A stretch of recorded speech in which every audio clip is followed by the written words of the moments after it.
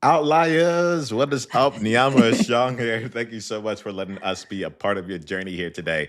We have a banger for you in this Outliers Edge Roundtable. We are joined by three incredible outliers who are all playing a different game out in the world, but show up with a level of integrity and a level of creativity that I think is just going to like inspire and energize us for not just today, but the whole rest of the week. That's the bar that I'm setting for this conversation. Yeah. So why don't we give you a chance to get to know each of these outliers? We'll start off with you, Sean. Sean, would you mind letting us know more about you and the game you're playing? Sure. Great to see you all today. Thanks for having us. Really appreciate the opportunity. So I'm Sean Olson. We professionally speaking, I'm in the executive coaching space, but I don't like to limit it there. So here's the big picture with all this. I'm a firm believer that we are the result of all the experiences that we have had if we take advantage of the lessons learned along the way. And so I'm at a point today where, yes, I'm an executive coach. It's in some senses a saturated market across the US and across the world. But really, what sets it apart and how I approach it and how my team approaches it is I'm just a firm believer straight up that my God given gift is to see more in people than they see in themselves. Then to help them understand what I see in them, to help them see it for themselves, and then help them actually climb that mountain to attain it for themselves. And the big difference that comes out in that is that it's totally about them. It's about who they were created to be, helping them become the best version of themselves. And the best part about that is yes, it's coaching, yes, it's asking great questions, but every single client's different. Every single organization is different. It's about the who, meaning that person, and not the what, the leadership skills they're developing. And so what really sets me apart in my coaching and others is that personalization side where we are becoming deep friends. And I like to step out of the box and say, what can I learn from you as you're learning from me, so that they can step out and become the best version of themselves. And in the end, I want my clients to move up where they want to go and become that outlier themselves. Booyah. Booyah, booyah, booyah. I'm loving it, Sean. Thank you so much for coming here. Thanks for the game that you are playing. Thank I'm you. excited to see, yeah, I'm excited to see what we see here in this conversation here. All right. All right. Kisma, let's give Outliers a chance to get to know you. Would you mind letting Yeah. us know more Hey, about you and the game you're playing? first, can I just say how awesome you are? Like, Mhm. Niyama, I'm like, I love your energy. I love your smile. Yeah. Like, I didn't know what I was stepping into. But behind the scenes, I was like, I don't know, there's something going on here. So I'm going to show up. It's really cool. I am founder and CEO of Illumination Academy, which is a coaching company. And I would say what we help people design their destiny. So manifest a life, a business, a career, relationships they love. And I'm going to be really outlier ish and say that one of the ways I do it is by ethical brainwashing. So we have different levels and programs that we do in Illumination Academy. And at the very high level, I do something which is a 4-day process called Avery. And it's basically ethical brainwashing. It's installing an alter ego inside so that basically you don't need coaching ever again. And then other ways that we help people design their destiny is we work with the ancient sages. Everything I do is based in Vedanta teachings it's a philosophy from India, and then merge it with neuroscience, universal laws, obviously advanced mindset, and energy healing.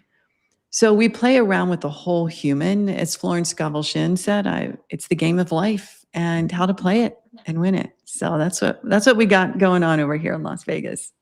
Oh, that's so awesome to play here. And one of the things I like here is uh, I call it like owning it, right? Like you Yeah. own what like who you are. You're like, this is how we show up. This is what we do here. And Outliers, like if you're ever thinking to yourself, we have like in this space like three people who are coaches, right? It works in that space right now where it's like, but each of us are distinct. And I want you to be thinking Mhm. about this for yourself here, where it's like in what ways are you showing up as the generic, as the status quo, as what people are expecting, as opposed to owning what it is that you do and how you show up in it? And we'll go ahead and play with that there. Okay. Leslie, let's bring you Yay. out here. Do you mind letting us know more about you and the game you're playing?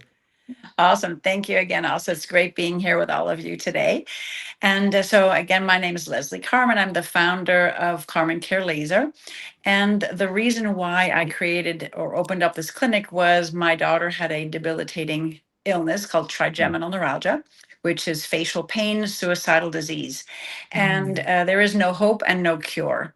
And I am now a person that is showing up and giving people hope and giving them a sense of direction and that you can be helped even with the most debilitating disease out there. My daughter is now completely pain-free. After 13 years, we've opened up the clinic. Yep. And since then, we've treated over 4,500 patients, all with debilitating pain, back pain, shoulder pain, migraine, all these different things. And the most important thing was to actually find something that works for people where they can hold on to that hope, where they're listened to.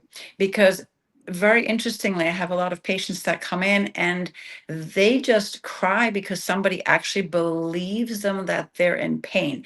And that to me is the most unbelievable part, is that many times people aren't even believed anymore. They think it's in their head. They're told, well, just take an anxiety pill or go work out or go do this, when they are suffering in such pain just because we can't see it, or we don't have a tool to measure it, or we don't have a blood test that's going to show it. They're in pain, and somebody needs to believe them and stand for them and guide them and be there for them. And that's basically how I show up every day for my people. Oh, Leslie, thank you for the work that you do. Right. Thank you. So this extends out to each of you. There's something you just said there around like belief right there. And I think all of us here in some way, shape, or form say like find some way to like believe in people and extend a belief of hope beyond what they may know or what most people say is even possible. Right. And so like that level of belief, I'm going to start off my first question here with this here. I'm like, that sounds good. As I said, I'm like, wow, that sounds good. Right. But at the same time, I don't think it comes easy. I don't think it comes easy to take a stand for others or take a stand for the way that you do things or the fact that you're like, I know that this can help out there. So I would love to just toss this as our first question into the mix here. How do you all like navigate? Let me rephrase it. What kind of difficulties do y'all face while you're taking a stand for your clients or taking a stand for the things that you believe in? And what kind of difficulties you do, and how do you navigate that so you can continue to stay on the path that you're on? I'm not going to ask anyone in particular, but whoever would like to get started with this one, we'll start off and we'll see where the conversation evolves to. Yeah, I can start with that. I think it's a great question, by the way. Taking a stand for clients, I think actually is not difficult at all, because when we are like on that same frequency, we attract a client, they're in, and I can tell everyone here, even Leslie, who's working in pain management and healing in that way, Sean is a coach, Niam is a coach, guide. It's like we can all see the full potential in someone, and we can all believe in them and have them, I always say, borrow my confidence, right? Borrow my confidence in you. Having said that, I think where a coach, a healer, anybody has to kind of navigate is we can't want it more than them, because karmically it gets really messy. Like we can't want, like there has to be this understanding. You can see their full potential, you can guide them towards it, but they also have to want it, which in and of itself is part of the work, right? Helping them to look in the mirror and begin to see that better version, or give themselves permission, right? That whole internal permission is huge. Yeah, you're 100% right about that you can't want it more than they. I agree. Really, you have to, you can just really be the guiding light for them. They have to see that it's really within them. That the healing is not outside of them, the healing is within. And we're just facilitating that. We're shining the light on them and showing them the path and saying, look, if you do want to heal, there are other ways, or this could also be an emotional component, it could be toxins, it could be this. They have to be open to healing. And many times I feel, as you all probably do the same thing, we're just guides, we're just a vessel. God is really healing through us. And therefore we also can't take responsibility when it fails, and we also can't take responsibility when it's a success. Correct. In both ways, we can't take any responsibility. We're just there to guide. And Mhm. then that helps me a little bit understand, okay, well, I'm doing the best I can. So if somebody doesn't heal, if something's not working, then we just have to, leave it to spirit and just know, well, then maybe that's not their journey to heal right now. We just do the best we can and guiding and helping. And then you're completely right. It's really up to them. They have to be ready for that. If that's not their Yeah. time, then they're not going to heal. Mhm. Mhm. Absolutely. I agree with that. The phrase we use with it is they have to be coachable, right? And so we evaluate immediately, are they coachable? And what we mean by that is, are they open to feedback from their organization, from us as a coach? Are they open to direct questioning? Because I like to take, I'm sure we've all been to the gym before. We all know that huge phrase from the gym of no pain, what? No No No gain. gain, gain. right? I say in life, and especially in the realm of coaching and growing and developing yourself and your skill sets, there is no growth in comfort. And so my job as a coach is to make you uncomfortable, asking difficult questions, challenging you, challenging your assumptions.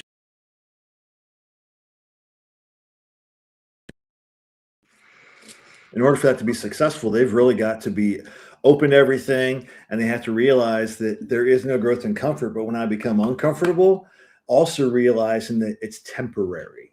It's Mm. just for this season. And so we'll give them things to try and do. It seems mechanical, it seems unnatural, but it's muscle memory. It becomes natural, and that's where they become the best version of themselves. That's where the belief really comes into play. Yeah. One of the things I think with this that's at least, and I can tell everyone sort of resonates with this, but Illumination Academy, we're very big on the unseen hands, right? So there's the divine plan, for instance. I'll say, here's the theme for the month. It's the divine plan. And what's funny is like at first everyone's like, I don't know my divine plan. I have to figure it out. And I was like, no, that's the point. Allow it to unfold, right? So stay steady, take magnificent action, have your intention, your beliefs, but the divine plan can unfold. Because if we look at the universal law of non resistance, it's like everything is playing a part for the greater whole. And I do think to what you're saying, Sean, like getting someone to be coachable, and Leslie, hoping and guiding them to understand they can heal. But if we don't have something that we want, somewhere we're resisting it, like somewhere we are resisting it. And that could be a lifetime of work to figure out what that is, or it could happen in an instant. But I always love looking, even in myself, it's like, what am I resisting at this next level where I'm going for? And it's a fascinating question. Allies, I'm going to leave that with you to just ponder on right now, right? So while the four of us are having this conversation here, you're also invited to come and join us in real time. It's one of the benefits of doing something like this live. So, or listen as you're listening to it later on. So one thing here is to ask yourself the question, like, what am I resisting? And I love, Kisma, that you brought up to that next level. Mhm. We're constantly looking at the next level here. Like, we're not a place where it's like, we're going to help you do more of the same or just like help you move forward. We're saying, how do you continue to level up along the way? And Yep. for me, the element of resistance really does only shows up then. Like, I don't have any Mhm. resistance to like drinking this can because like this kind of drink, because I'm like I've done it before. Mhm. There isn't, Right, right. but Yeah. it isn't taking us to new heights. So, Outliers, think about that for yourself. You can answer that, put it in the chat, and if you have any questions for anyone that's here or any comments you want to put in, just put it in the comments, and we'll keep playing that through. All right. All right. Yeah. So you got me thinking here. Someone mentioned that the comfort zone, and that I was like, ooh, let's do it. I look at Mhm. like, and so my question is this. It's gonna be a two-part question. All right. Part one, I want to know like what are you building? What are you creating right now? What's something that you're taking on right now in your life or business or impact that really excites you, brings you to life, but also might scare you, might even give you like that sweaty palms. Like, it takes some kind of courage for it.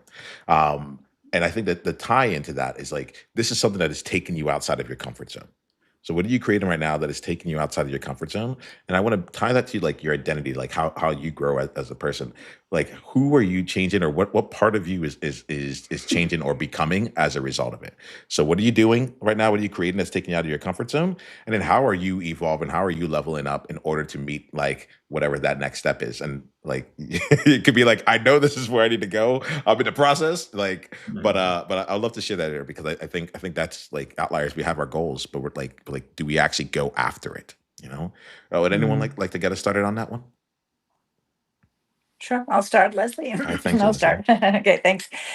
So over the 13 years, I've developed a protocol called the T3 paradigm. And it's the three T's. You're treating the trauma to the cells, the physical trauma, then you're treating the toxins, and you're treating the thoughts. And I got that from Dr. Bruce Lipton. He said treating trauma, toxins, and emotions. And I turned that E to a T for the thoughts to have, a marketing point, a T3 paradigm. So with that said, I would like to, we have such great results here at the clinic addressing those three things, because when you have a disease, many times your disease was a manifestation of a belief that you had. So if you don't address that, you're really not going to be able to get full healing. Same thing with toxins. If you have an overload of mercury toxins, or candida or anything like that, you're also not going to be able to heal. So the true healing comes of what I've seen from addressing those three things. Now, my goal was once, I'm going to have 500 clinics. Well, that's not happening. That's just too big of a thought. And it's just, I'm already 65. So that's not going to happen. But I thought in the meantime, well, what if I train this? What if I start creating conferences or getting together and training other doctors, other healthcare providers to learn this T3 paradigm and to understand really where these toxins come from and how we can help the people emotionally move forward. And so I thought that would be something that I could start training people, getting credits that they need. And that's really out there. And I'm a little scared to do that. But I'm thinking, well, just trust the process. If it's meant to be, it's going to happen. And doing that, I would be able to reach so many more people than if I open up more additional clinics. It's still just me doing it. But this way, if I have other people learning this and doing it, then they can take it out into the world, and we'll be able to spread this much, much faster with over many, many more people. Yeah, I love that, Leslie. Interesting thing about leadership and about Outliers and with us being founders and things like that. One of the greatest rewards of working with people and coaching people, especially in asking questions, is we can't ask them questions if we're not willing to take those same steps, right? So we're challenging them in different ways. And so a phrase we use oftentimes is you've got to let go to level up. That's in reference to like delegation and empowerment, right? Letting go of different things so you can level up and do things that only you can do. That even goes for us as business owners. Our company has been blessed with steady growth over the 10 years. We've been full-time in this. We have a huge team now. But we saw Niyama and others, we wanted to really level up to scale our organization. We're across the US, some in North America. We want to go international. In order to do those things, we need to go online, which is counter to where our company has been. Like, we have blossomed because of the personalization and how we coach people and the relationships we develop. So it's like, if we do an online subscription-based program, how are we going to maintain who we are as that personalized approach that really challenges, inspires, and motivates them in that virtual format? So I took some classes myself. I went out there to get classes on keynote speaking, to get on the stages, to drive people into the master classes, to drive them into that network. And we are now 16, 18 months into that process. And I would say it's been very, very uncomfortable. It's been very, very challenging. And we're starting to see the fruit. The fruit isn't there yet, but that's where we're constantly tweaking. People always say you got to be willing to pivot or perish and things like that and change management. It's actually just being iterative in every single thing that you do. It doesn't mean you let go of your foundation. You hold on to your foundation, your values, and your beliefs. But how you execute it, it's constant iteration, because that's where we live in the world today. It's really good. I'm sitting here like, I love what Leslie and Sean both said. I think I just got out. You know how sometimes when you're walking or discomfort, I should say, feels like you're walking through the wilderness. I don't know if you've read any Catherine Ponder. She's a great prosperity teacher. I'm not even sure if she's still alive. If she is, she's probably like 97. And she used to, she was a mentor, but we communicated via letter, back and forth, typed letter. It was incredible. And I asked her once, I said, Dr. Ponder, you have all these books on healing, on prosperity. Did it ever not work for you? And I remember this was probably about 3-4 years ago, and I just felt crunchy, like we were scaling at that moment, but it wasn't working. And she wrote back and she's like, oh yeah. She said, I felt like I was in the wilderness, but I kept teaching because she saw her clients get wins. She saw her clients creating more prosperity, right? In wealth, health, love, and spirituality. And she said, so I just kept going. And one day I was out of the wilderness. And so I feel like the wilderness is that place where we're walking some karma, we're building resilience, we're just whatever that is that we need. I don't look at it as lessons. I look at it as growth. And then if we keep going, the miracles spark, and they spark very easily, right? So I would say for me, I hit an uncomfortable stretch when I was certified with this Avery protocol by Chase Hughes. I help him in the Avery program and his company, Neurocognitive Intelligence, because I've been a spiritual girl. Like I used to be a classical musician, but then I owned a yoga studio, and then I worked with Vedanta and universal laws. But the Avery system demands a lot of neuroscience and understanding the brain. And so I doubled down and just studied and studied and studied. And, I've done about 15 of the Avery processes. And even now, every client, because they come here for 4 days in Las Vegas, it's like a massive study session. And I won't ever get there, which I love. Like, I don't think we ever get there because there's always another, like the principle of life force is expansion. So maybe it's that we're uncomfortable, but we begin to become comfortable being uncomfortable, knowing that even studies show, right? When there's pain, there's growth at any level. So yeah, that's where I am over here with all that. I don't know if it made sense, but It made a lot of sense to me. Like I think that there's an element of this here, and Outlier should, like, Leslie's coming back online. We're trying to get her video back in here. Let's see if we need to do anything different.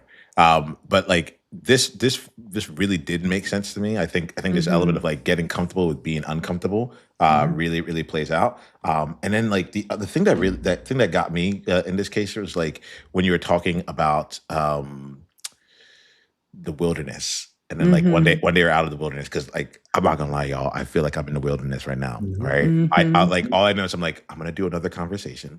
Like I'm gonna bring together another group of people. I'm gonna continue. I'll talk to my AI. I'll talk to my coaches. Like, but like I'm like where's the end of this? And so I will say that story really resonated and hit home for me. Good. In a meaningful way, where I was like, oh, okay, hold on. Like there's a process to this all here, and we can't really know when we're done with it, If we're ever done with it. Yeah. Oh, that's like that even in itself, it's like that's like a paradigm like challenger right there. Well, like if because we're ever done with it. We're coaches and we are trained to bring out the best in people, like, right? And ourselves. Like Sean said, we're not going to have our clients do anything that we haven't done or reflect on anything. But I think when we change that, like you said, the narrative or the paradigm, how exciting that every day we get to wake up and see what's possible. Like every single day, there's another level of possible because it's infinite. But the marketing world, like you mentioned just a little bit earlier, that marketing world can create so much noise and make any entrepreneur think, oh my gosh, I have to do it this way, or I'm not as good as that person. And I fully believe the moment we compare ourselves with someone else, we've given over our authority. We're done. And Mm. they're comparing, like everybody's doing the comparison game if they haven't decided, yeah, I'm not doing that. Like, it's cool. Everyone do great. There's enough. There's the law of supply. Yep. There's enough for everyone. But the moment we compare, think we've got to fit in a mold, it's done. Yeah. I love that word comparison. And I don't know where I heard this. I'm not taking credit for it. It's from somebody else. But if you were to spell out the word comparison, in the word comparison is the word prison. Good And that's one. exactly what it does, right? Yeah. And so it's kind of like the antithesis of an outlier, right? An outlier is I'm going out, I'm doing my thing and who I was created to be. Comparison says, I'm going to go out and be what you are, or at least try to measure up to you. We try to measure up, we're never going to fit it, because no matter what we're doing in life, there's somebody who's better at it. There's somebody who's smarter. There's somebody who has a bigger pocketbook. That's not the point. The point is, are you flourishing? Are you becoming the best version of you?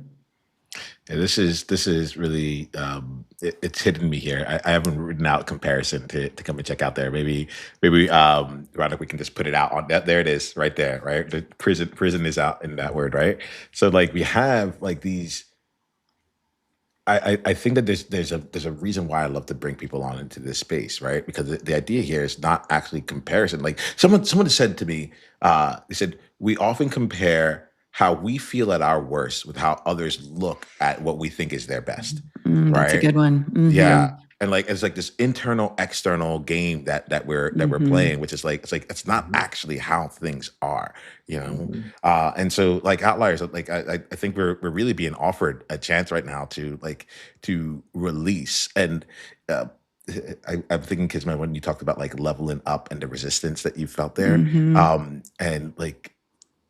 And Sean, you're talking about like, all right, you've already gotten to a certain level with the business. Now you're scaling nationally. You have to go learn new things. You're 18 months into that process, and it's getting me to think here around like this component of like continuously hitting our comfort zones, continuously hitting these places, and being like, okay, I don't compare myself to the person or like to the people I used to back then, but now that I've fully established on this new level and I'm ready to go up again, like it keeps repeating itself there. I'm like, let's give this a little bit more time here.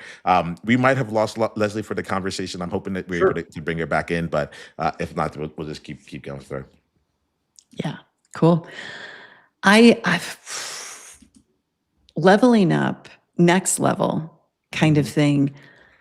I would say like the purpose has to be purpose driven, right? And this is something I haven't shared, but I used to be a classical musician. That was like the first half of my life. So I had a great career. I played in Hong Kong Philharmonic. I was like, whatever. Awesome. I worked for that career since I was 12 years old. However, one night on stage, I just get this voice like, you're done. There's something else. And I'm like, wait, what? Like, are you crazy? But I listened to that voice. And at the end of that season, left Hong Kong, repatriated, opened a yoga studio, and felt like this new surge of purpose. This was back in 2008 when the studio opened, and it was in Michigan. So there was a lot going on then. People needed something, right? And that, like, purposeful, watching people change, watching them work on their lives was incredible. And then at some point, I was like, all right, telling people to lift their right leg up and step forward just wasn't enough, right? Like I got to have more juice in the game. But I'd started going to India, studying at the Vedanta Academy, and this whole idea of mind, body, intellect sunk in. And Sean said this at the beginning. Our life is a series of experiences, and the quality of the experiences determine the quality of the life. So if we can start to look at every experience and change perception bit by bit, because we're in control of those experiences. And as we just keep dialing the perception shift to learning something, seeing, not taking it personally, all those things, then as a whole composite, our lives elevate. And then it becomes more exciting, and wanting to compare or do whatever isn't even an option. But up leveling becomes a natural result, right? Because everything is cause and effect. So I know there's sort of a long spin around, which is sort of how I talk. Sorry, No, that's all everyone. good. That's all good. No, where my mind went on this a little bit is this whole realm of we live in a culture that says everything should be bigger, better, level up, level up, Mm. level up. Mhm. There is a limit to it, right? Life is a journey. Leadership is a journey. It's not a destination. Business is a journey. It's not a destination. It's not all about the almighty dollar. Actually, it's not. If that is your pursuit alone, like if that's your guiding light is cash, you'll probably never be satisfied. It's a benefit to actually pursuing what you want to pursue in life. But here's what I've really found for myself, and I have to do this with my team where I fail as a leader, and I see this in other leaders, is celebrating when we've taken a step up.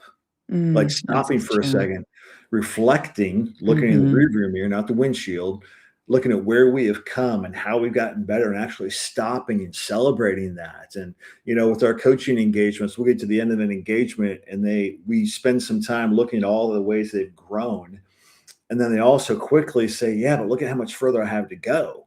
And the point is this: you wouldn't have even seen what you see today of where you Mm. need to go next before you started this other part of the journey. And so it is about leveling it up. It is about that journey, but it's also stopping to recognize the people that have helped us along the way, because no one gets anywhere by themselves, and celebrate those things. And sometimes even sit in it for a while. Like if you accomplish something major, it's okay to sit back and quote unquote go with what we're doing for 6 months, 12 months before you take the next Yeah. step, right? Yeah. If we don't, it actually kind of takes away purpose, and life's Yeah. about purpose. But don't you think too, like if we look at the law of vibration, everything is vibrating, nothing's still. Mhm. So we're either moving forward or we're moving back. But I Yep. think just what you said, Sean, just like the enjoyment and acceptance of a win or a celebration, that in and of itself has momentum forward, Mhm. right? Especially when the intention is like, this is amazing. Thank you, right? The gratitude's a big piece. So I think that is really cool. It's also like one of the things I learned, I think it was my very first trip to the Vedanta Academy. This amazing teacher, Swami Parthasarathi, he was talking about how when someone starts in personal development or some sort of new thing, it's like parched land. You're just pouring water in. Like, remember whenever we first started, like, oh my Mhm. gosh, like, look at this book, this is so great. Or someone goes to Tony Robbins or whatever, and they're soaking it up, soaking it up. And it's like this, they go very fast up. Then they hit this peak. And like Mhm. you said, Sean, then they can see the next one. However, because they feel saturated, they think they are good, they think they have it, or they think that there's nothing else. Now, here's the key, and this is so important. When you've done this and you're up here and you pay attention, you have this extreme self awareness, 1% up here is like 10 of these. Mhm. It's so profound when someone is up here and they turn it up, they learn one more thing, just 1%. It's like miracle making. But so many people stop right here. Mhm. And that's why I'm like, the universe is about infinite possibilities, always life force expansion. And it doesn't have to be this huge breakthrough all the time, but increased awareness and usually of self, right? Maybe one's true self, connection with God, universe. It's just, and like you said, Sean, everything becomes in alignment. It's great to make cash. Money's a great energy. I Mhm. love helping people make money. But if you don't have a vasana or desire just for money, you've got to have that other purpose. Yep. Right. So knowing what, then some people have a great desire, just make money. It's why they're here and they do it and they hopefully do great things with it. Some people don't, but hopefully they do. But yeah. So I just feel like sometimes we can't stop, especially like you were saying, Niyama, if you feel like you're in the wilderness, like all of a sudden it's going to be so clear. I really love like that, and I think that there's a part of just to slow down on in terms of Mm, like that 1%. Like I've never heard like the journey kind of described that way with like the parched line and such. So I've like different terrains now in my head. Like we have like the wilderness, we have like the parched desert, like we have a Mhm. mountain. Like and this is it. We're talking through it because I think we know what those like lived experiences are like, right?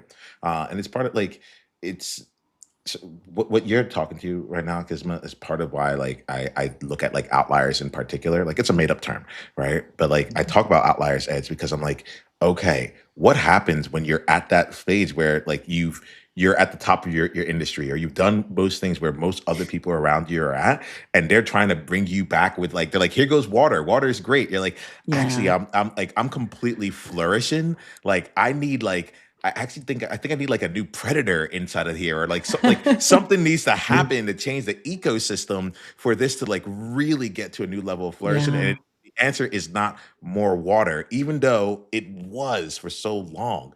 And so, like, I right. think it's going to be our last question of the day. But like, how do y'all like navigate? I like the word navigate right today. How do y'all navigate when the thing that was working, the thing that got you all the way up to like your next level, like even if you've been there for 12 months, 18 months, or whatever it is, like just no longer continues to like provide the fruit. How do y'all continue to I think Sean you talked about let go to level up. How do y'all Yeah. continue to like make those changes as you need something different to move forward? Yeah, that's a great question, man. So if you watch things like Shark Tank and all those entrepreneur things, right?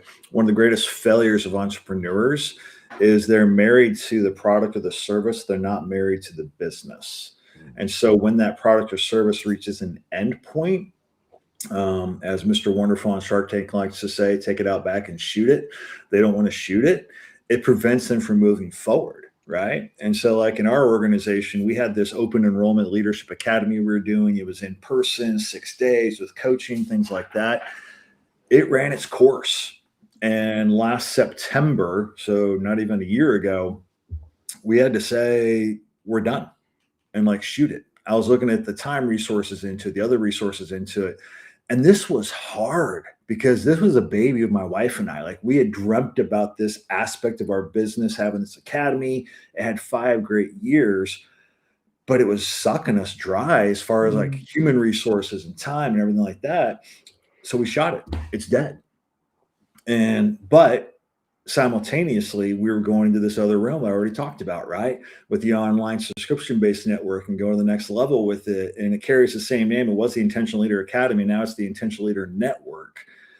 But we realize we have got to be nimble. We have got to be honest with ourselves to say it's time to move on from that piece because there's something bigger and better out in front of us. It's hard though. I mean, it was hard. It was emotional.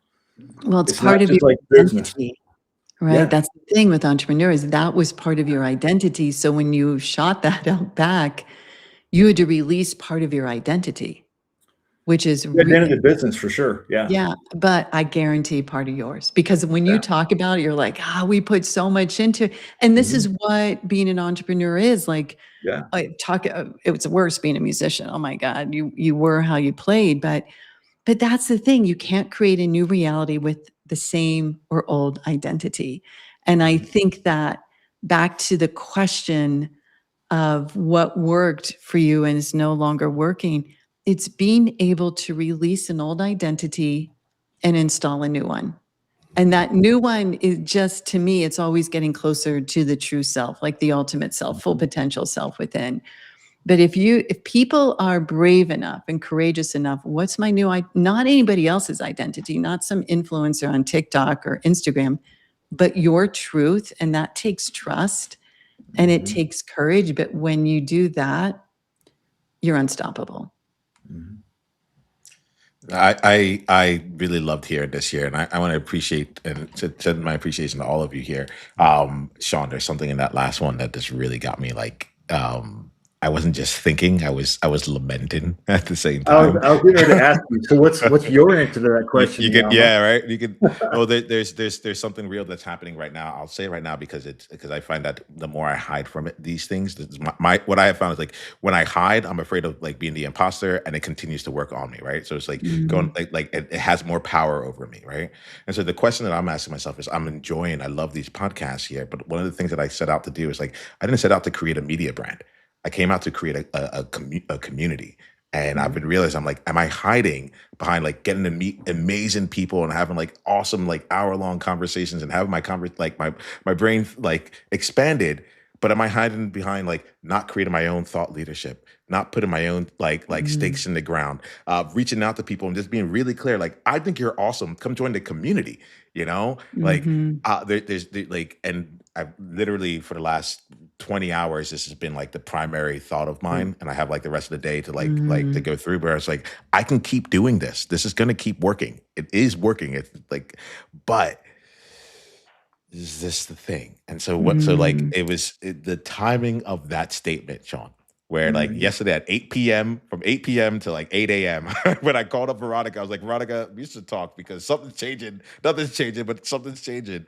And for you to say this right here, I'm like, oh, okay, universe, I get it. Like not only like you're consistently providing different elements here. That's what I don't want to say out loud, because I mean I enjoy this, but like at the same time, it's like, is this what I'm on the planet for or not? Or is there a way that we can do this that's in even higher alignment than the capacity and capabilities that I had when we first started working through this? So Sean, just so you know, like y'all are working me in real time. So cool.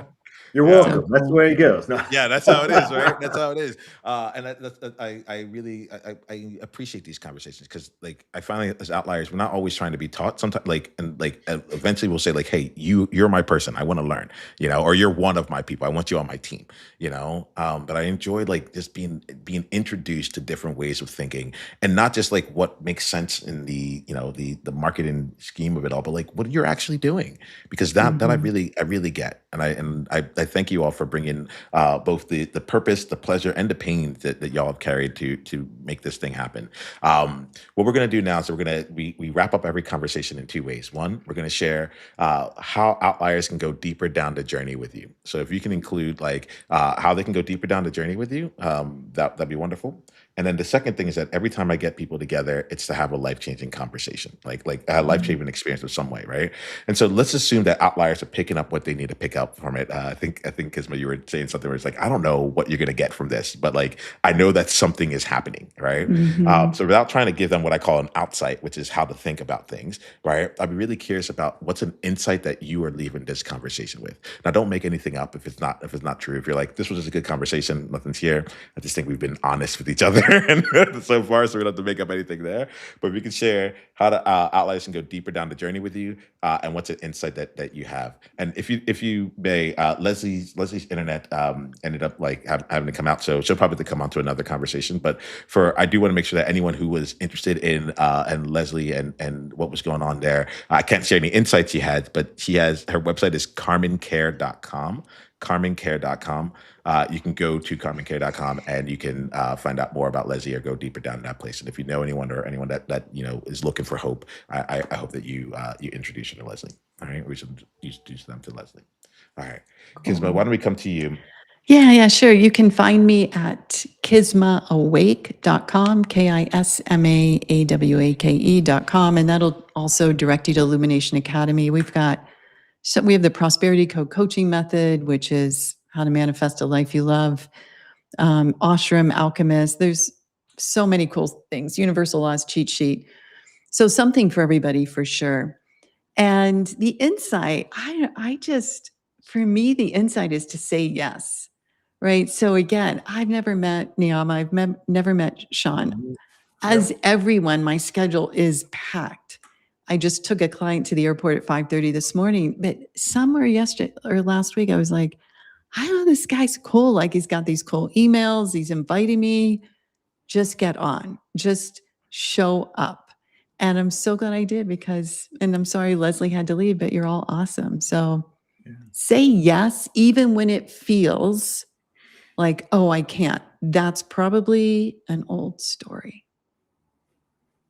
Oh, thank you. I'm grateful Yeah. you said yes, Kisma. Thank you so much. And then Yeah. Sean. Yeah, we are Renigize Professional Coaching is the name of our company, our executive coaching company. It's Renigize, RENOGIZE.com. You can also find me on LinkedIn, our YouTube channel. I have my own podcast called the Intentional Leader Podcast. You guys can listen in on that. So we interview great leaders from around the world.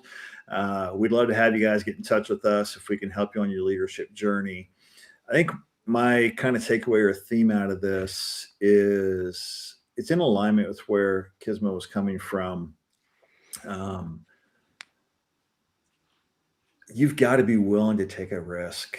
It can be calculated. Don't be reckless, but you've got to take a risk. So many people have that belief, that false belief, that myth of I can't. Or the bigger question is they keep saying, what if? What if is the biggest thing that holds them back? What if this? What if this? What if this? What if this? Flip the question. It's not what if, it's even if. Good Even if one. that happens, I'm going to keep on going. Even if that happens, I'm going to keep on paving my way. Nice. Well, I really appreciate each of you all. This has been an incredible roundtable. Like I said, Outliers, at the beginning, it's like you're in for a banger, you know. And so like this is it. We're all paving our journey. We're all moving forward here. My ask is that you keep being you throughout it. In fact, until the next time we talk, be you on purpose. Journey on.